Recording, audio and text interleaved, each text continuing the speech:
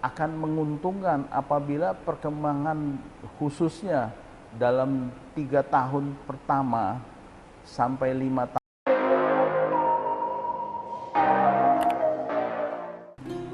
Halo rekan-rekan, jumpa lagi di acara bincang-bincang kita. Kali ini kita kedatangan tamu istimewa, yaitu Bapak Abraham S. Budiman. Beliau adalah former director dari Megapolitan Developments, salah satu pengembang terkemuka di Indonesia, khususnya di daerah Cinere, di mana portfolionya meliputi real estate dan bangunan-bangunan di sekitar Cinere. Nah, hari ini kita akan berbincang-bincang Pak Abraham ya mengenai latar belakang Bapak dan mengenai cerita-cerita lah seputar dunia developer itu seperti apa, dan mungkin ada shifting ya dari dulu ya sekarang dan in the future akan seperti apa. Ya. Mungkin silahkan dari Pak Abraham, mungkin ingin saya dan pemirsa juga ingin tahu ya latar belakang Bapak dan Bapak bisa masuk ke dunia developer itu seperti apa, Pak? Oh, baik. Selamat pagi ya. Yeah. Dan semua juga pemirsa yang saya senang ya. Mungkin nanti dibantu ya. Ya. Jadi saya ini adalah sejak lulus dari sekolah di luar negeri, khususnya di Jerman, itu memang saya selalu ada di bidang konstruksi dan pengembangan dari sejak tahun 1982. Tidak pernah terhenti, tentu saya melalui banyak perusahaan, dari oil company, kemudian juga ke developer yang besar, diantaranya adalah yang di Lipo, di Modern, dan sebagainya.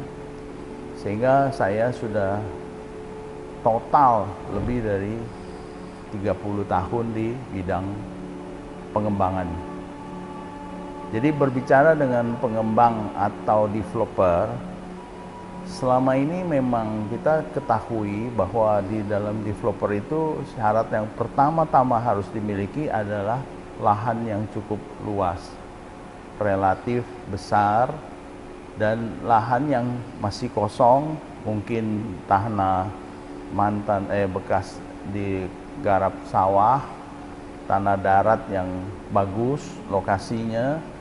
Tentu kita harus perhatikan lingkungan untuk future-nya. Terutama kita mesti memahami perkembangan dari kota itu sendiri terkait dari rencana-rencana ke depan oleh pemerintah setempat, termasuk jalannya, jalan tolnya, dan sarana-sarana seperti pendukung ya. Ada berapa penduduknya, demografi setempat, sehingga kita baru bisa mulai membuat suatu rencana untuk pengembangan. Nah, itu kira-kira sebagai pengembang, tentu dilengkapi oleh persyaratan-persyaratan perizinan, khususnya terkait dengan untuk izin usaha sebagai pengembang itu saya tidak utarakan dalam detail ya, tapi sangat-sangat menyeluruh dan cukup menyita waktu, sehingga kita paham bahwa pengembang itu suatu pekerjaan yang cukup besar dan biasanya berdampak positif terhadap lingkungan, sehingga meningkatkan kemajuan daerah maupun kesejahteraan lokal setempat juga. Jadi pengertian pengembang tentu kita mengerti dari lahan yang mentah, dibuatlah suatu perkembangan atau suatu bangunan infrastruktur. Pertama-tama tentu kita tahu bahwa ada seperti PLN harus masuk, jalanan, kemudian suplai air minum, dan juga seluruh transportasi lingkungan, sehingga membuat suatu perkembangan yang eh, membuat suatu daerah menjadi hidup, Ya. sehingga menjadi tempat menarik untuk suatu aktivitas, baik itu kegiatan hunian, kegiatan bisnis, maupun suatu daerah perindustrian, sehingga menjadi pusat-pusat yang sekarang kita kenal dengan pusat kesehatan, seperti buat rumah sakit, pusat pendidikan, yaitu untuk perkembangan akademis, apakah itu dari sekolah, universitas, dan pendidikan sarana lainnya. Saya kira itu dulu mengenai pengembang. Iya, soalnya pengembang ini kan ya membangun suatu kawasan yang kemudian kan ditawarkan kepada calon konsumen ya, dan tentunya kan ya mulai dari fasilitas hunian, kemudian komersial, toko, dan fasilitas-fasilitas lainnya, itu sebetulnya kan pengembang itu harus pertama jelas mengenai legal aspeknya, kemudian terkait peran developer ini ya di masyarakat. Ini kan seperti kita ketahui kan developer ini menyediakan hunian, fasilitas, dan ya termasuk infrastruktur, sarana prasarana, dan ketika hal-hal tersebut ditawarkan kepada calon konsumen, tentunya calon konsumen kan juga ingin melihat siapa sih developernya, apakah sudah teregistrasi, sudah memiliki legal aspek dan segala macam. Karena seperti kita ketahui bahwa properti ini kan ya misalnya seperti rumah atau apartemen, itu kan suatu nilai aset yang nilainya cukup besar ya bila dibandingkan dengan nilai-nilai aset ataupun investasi lainnya. Mereka juga ya cukup kritis lah ketika mau mengeluarkan uang sebesar itu, membelinya dari siapa gitu. Nah itu dari pengalaman Bapak selama ini, bagaimana bisa memunculkan trust dari calon konsumen itu, sehingga ya mungkin awal mulanya baru dikenal sampai kemudian bisa menjadi perusahaan yang ya reliable. Untuk kita membuat suatu produk menjadi laris atau disukai calon konsumen, tentu kita harus memahami dulu apa yang perlu disajikan kepada para konsumen.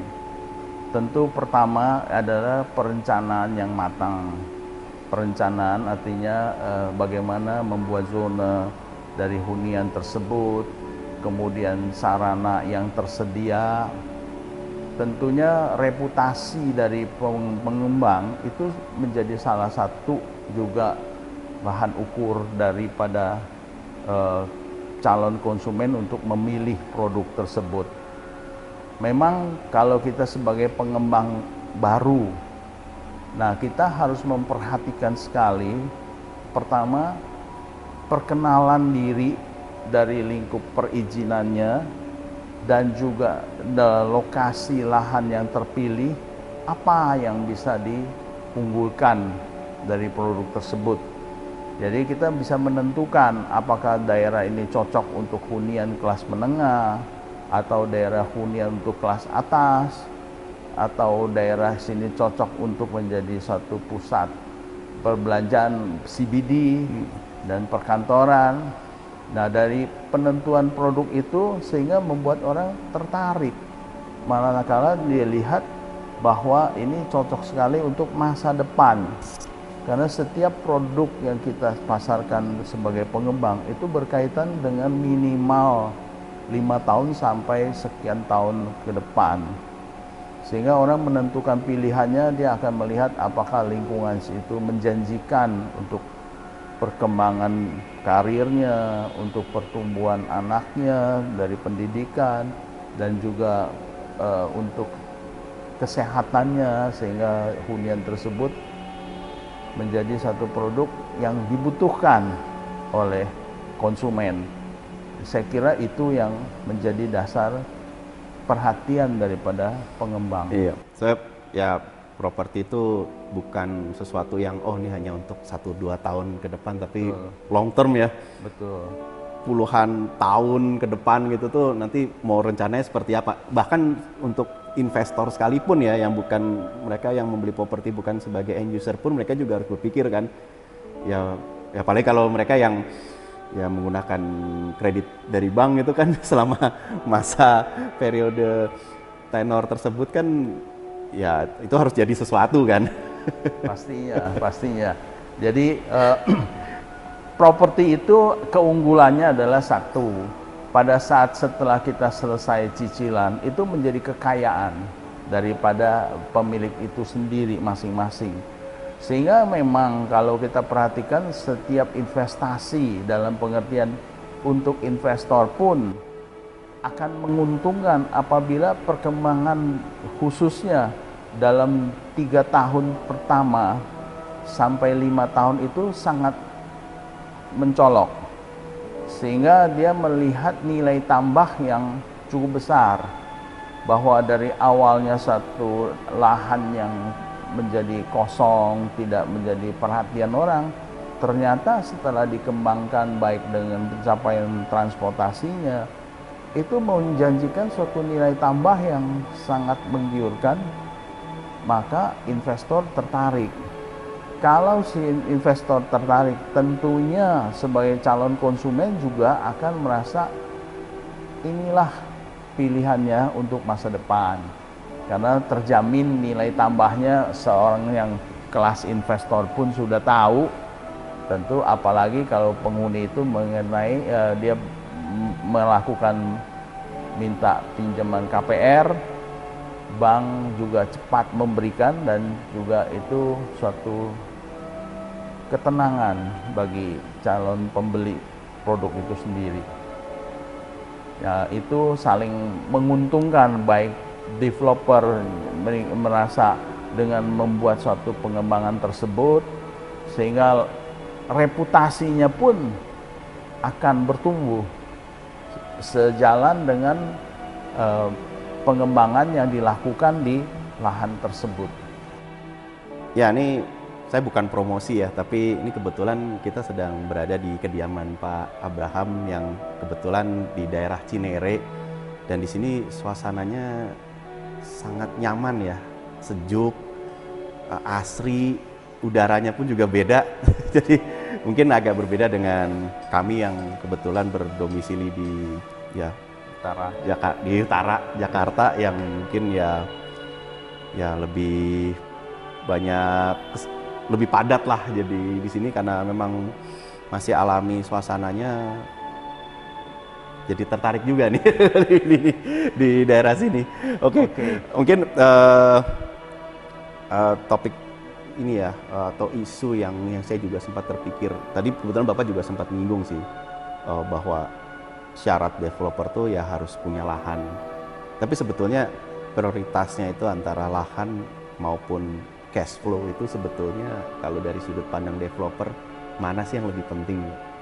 Saat yang satu ini bentuknya nih tanah gitu ya, satuannya meter persegi, yang satu lagi satuannya rupiah gitu. Nah ini mana nih yang ya memang idealnya dua-duanya punya, tetapi sometimes kan mungkin salah satu yang lebih dimiliki oleh developer. Tapi kalau dari pengalaman Bapak sebenarnya mana sih yang lebih penting gitu untuk long term dan keberlangsungan suatu developer gitu? Jadi banyak unsur ya, tentu di luar unsur lahan dan tadi cash flow yang Bapak sebutkan, sebetulnya faktor keberuntungan juga sangat menentukan, dalam arti kata rezekinya daripada pengembangan itu sendiri. Jadi pada umumnya pertama saya tinggal di Cinere ini sudah lama, dan memang udara sini sangat sejuk. Bahkan saya pernah coba dengan mobil Volvo yang ada ukuran itu termometernya. Saya coba jalan dari HI, Bundaran HI sampai ke Cinere, saya perhatikan ternyata turun 1 derajat. Jadi memang udara sini sedikit lebih adem daripada Jakarta Iya, yang di downtown. tadi kami sampai sini terasa itu.